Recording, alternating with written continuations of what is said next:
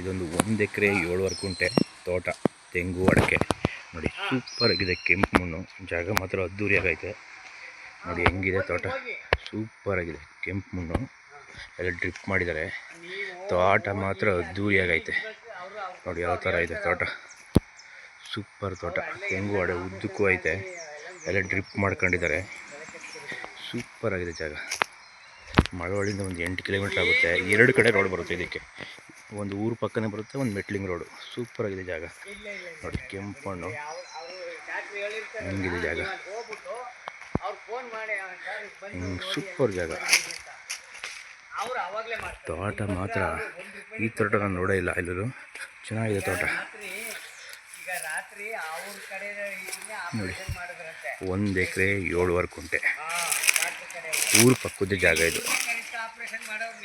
Super ತೋಟ, ಕೆಂಪು ಮಣ್ಣು ನೋಡಿ. ಚೆನ್ನಾಗಿದೆ ಜಾಗ.